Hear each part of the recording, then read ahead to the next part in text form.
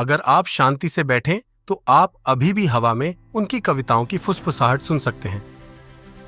मैंने अपने दिन अपने वाद्य यंत्र को तार लगाने और खोलने में बिताए हैं, जबकि मैं जो गाना गाने आया था वह अनसुना रह गया है। ये शब्द, ये सिर्फ कविता नहीं है, ये एक दर्पण है जो हमारे विकर्षणों, हमारे डर, हमारे अप्रयुक्त उद्देश्य को दर्शाते हैं। ये रविंद्रनाथ टैगोर हैं, न सिर्फ भारत के पहले नोबेल पुरस्कार विजेता, बल्कि एक आत्मा जिसने हमें रुकना और सुनना सिखाया।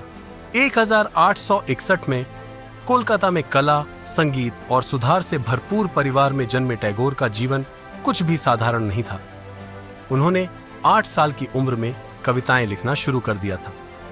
16 साल की उम्र तक उन्होंने अपनी पहली महत्वपूर्ण रचना प्रकाशित कर दी थी, और फिर भी उनकी सबसे बड़ी कृति सिर्फ स्याही में नहीं थी, यह इस बात में थी कि उन्होंने कैसे जीना चुना।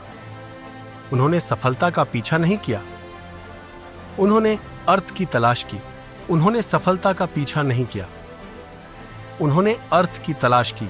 देखिए, जब उनके आसपास की दुनिया औपनिवेशिक शासन और आधुनिक उद्योग के उदय से शोरगुल कर रही थी, तब टैगोर की आवाज शांत थी, एक शांत नदी की तरह जो चुपचाप आकाश को प्रतिबिंबित कर रही थी।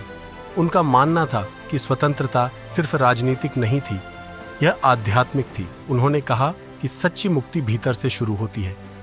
उनकी कविताएं सिर्फ पढ़ने के लिए नहीं लिखी गई थी, वे निमंत्रण थीं, महसूस करने के लिए, आश्चर्य करने के लिए, जागने के लिए।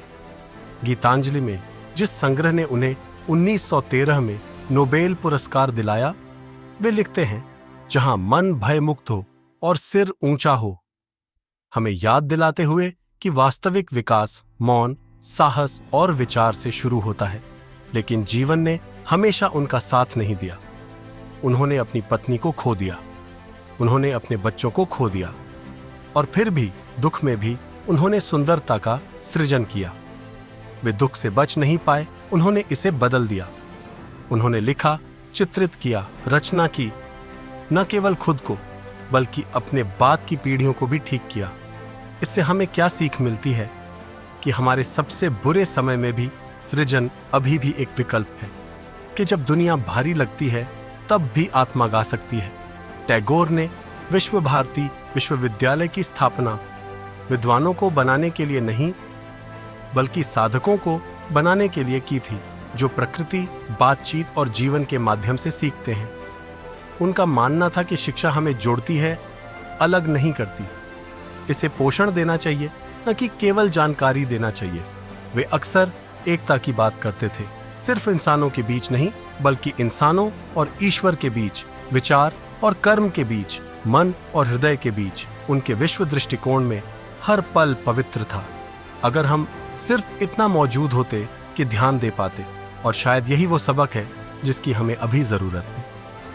धीमा होना, अपने अंदर झांकना, पूछना, मैं कौन सा गाना गाने आया हूं, और क्या मैं दुनिया के शोर को अपने अंदर डूबने दे रहा हूं। टैगोर की विरासत स्मारकों में नहीं है, यह ठहराव में है, कविताओं में, उन लोगों में जो पूरी तरह से ईमानदारी से ध्यानपूर्वक जीना चुनते हैं। इसलिए आज मैं आपको आमंत्रित करता हूं, मौन का एक पल निकालें, अपनी आत्मा की हलचल को सुनें, लिखें, चिंतन करें, शांत रहें, और याद रखें, आप यहां सिर्फ समय बिताने के लिए नहीं हैं, आप यहां जीने के लिए हैं, सार्थक रूप से। तितली महीनों को नहीं बल्कि क्षणों को गिनती है, और उसके पास पर्याप्त समय होता है।